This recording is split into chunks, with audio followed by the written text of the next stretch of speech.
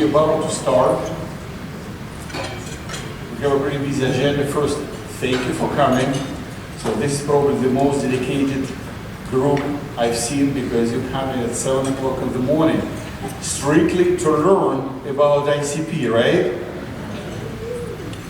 Okay, so please enjoy the breakfast. We do this workshop second time. Well, probably third or fourth time total ago, but we started at this conference 2 years ago. And it was so successful. This time we didn't know if people were going to be interested, but it was so successful that we continued on other conferences. And here we go, 2 years back, 2 years forward, and then now we have another workshop. So a couple of the household items. So we're going to have 4 presenters. So we have this room till the session starts.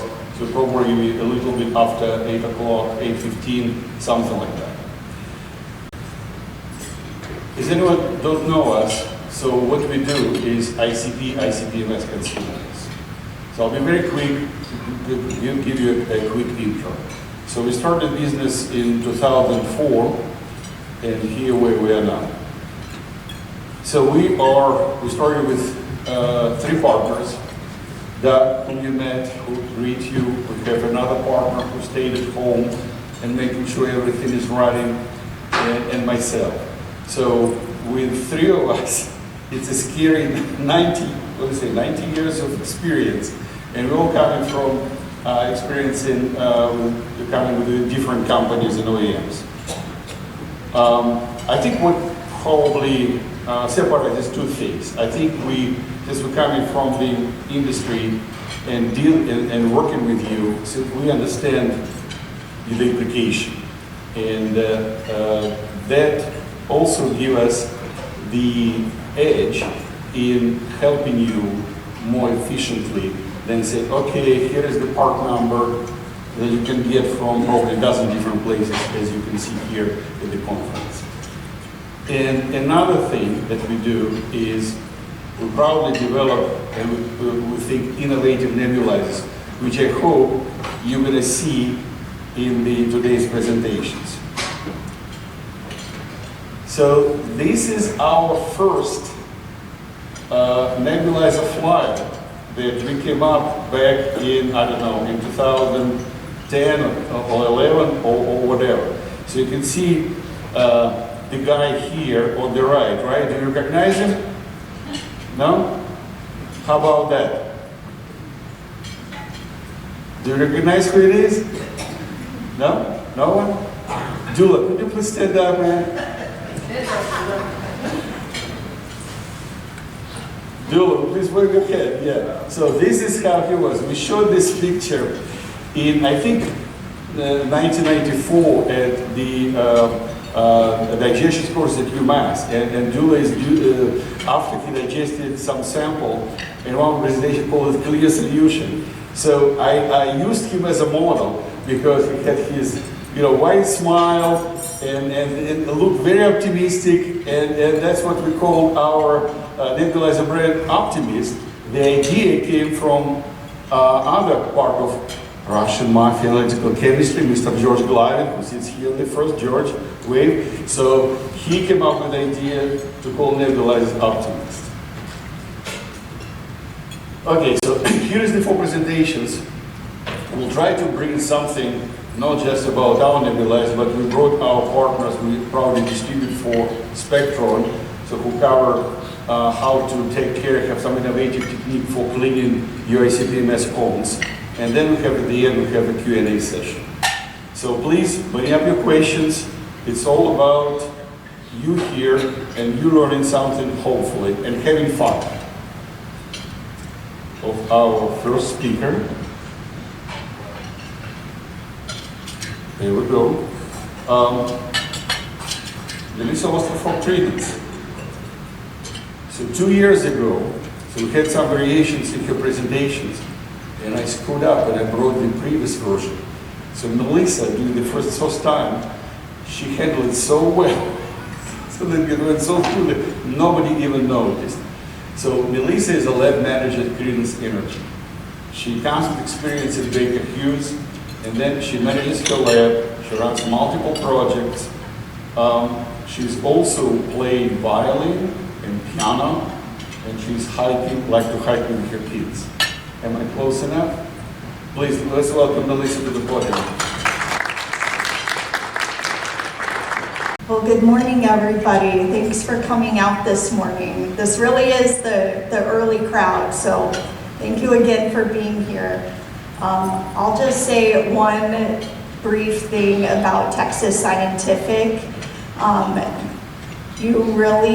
When I first started analyzing using ICP-OES, I just really did not know what I was doing, but I knew I needed to get consumables. And you really are getting, I think Sergey sits there and watches orders come through on his computer, because so many times he'll call me and say, why are you buying that? You don't need that.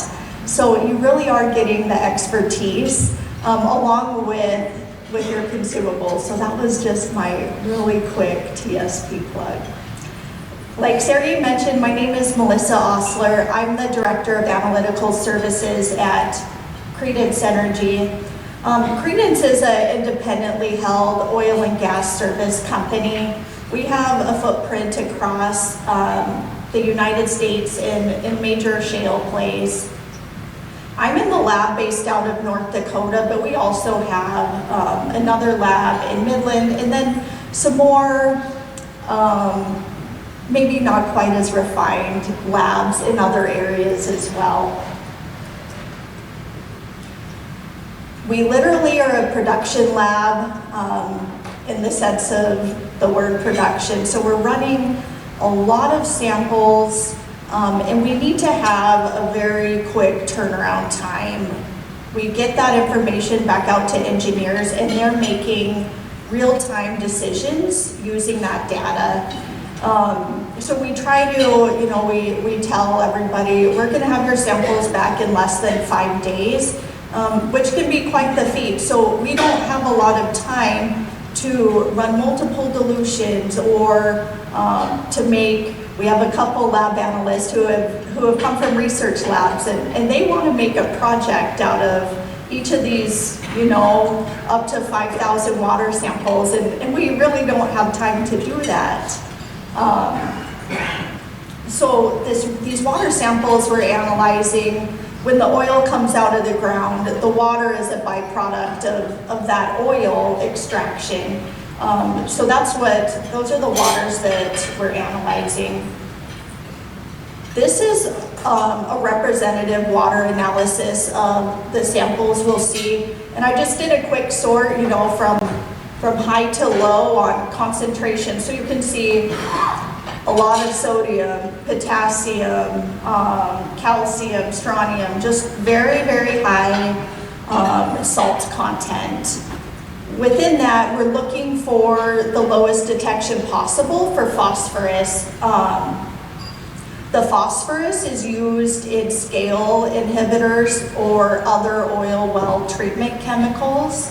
And that's why it's important that we can quantify that and at the very lowest levels, because as you can see, looking through these concentrations in the samples that the lab is running, we have to dilute it a bit, but then the more we dilute it down, the less we can detect the phosphorus. Just a fun fact that if we have like younger kids who come through the lab and they're like, what are you guys doing? I'll tell them that this water that we're analyzing is 10 times saltier than the ocean. So just a really complex matrix that we're analyzing for. This is our ICP-OES and also our sample intro system. So we're using the Spectro Green ICP-OES. It has the dual side-on interface technology. Some key parts of the sample introduction system, we've got an argon humidifier. It's tough to see, but it's over there in that left-hand picture, kind of in the corner.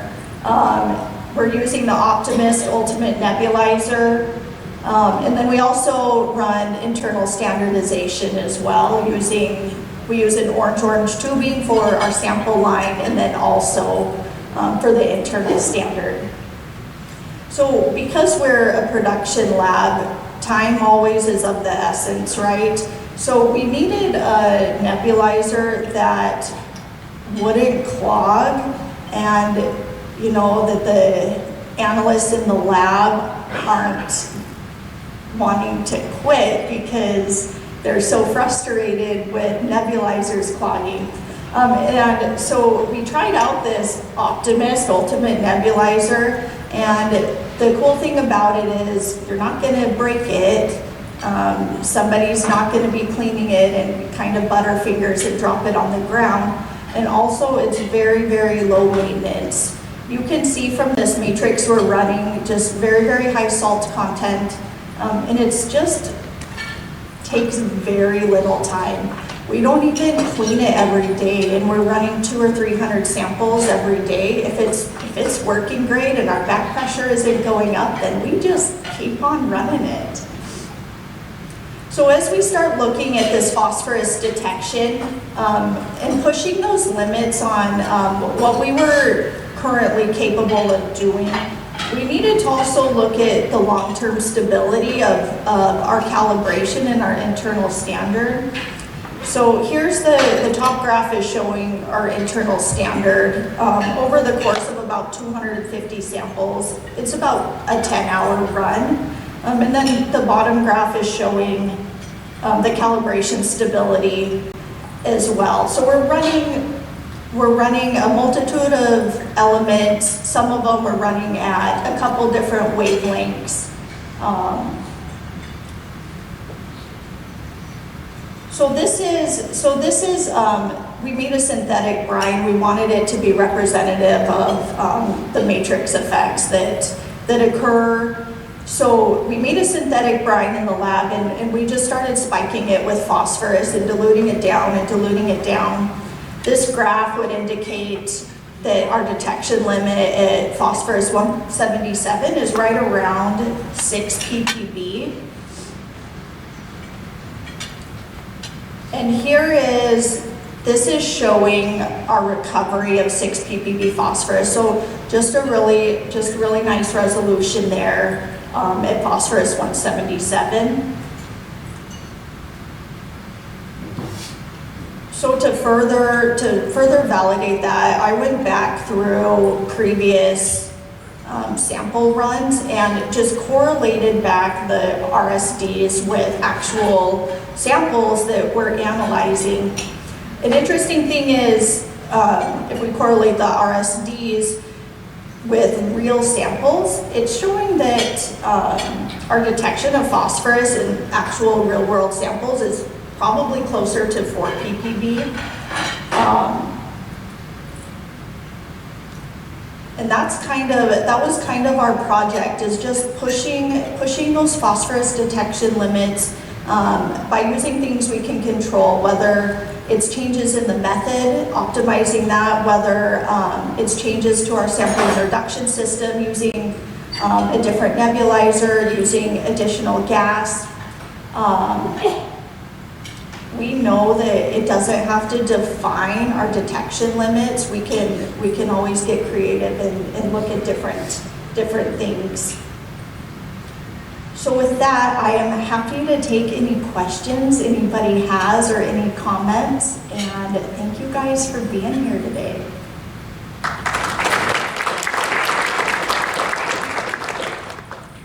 Good question. One second.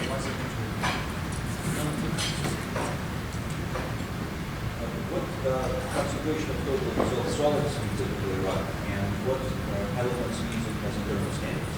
Oh, okay, so the sample as it is has TDS of about 250,000, and we dilute it down 10x typically, just so we have it fitting neatly in our calibration range.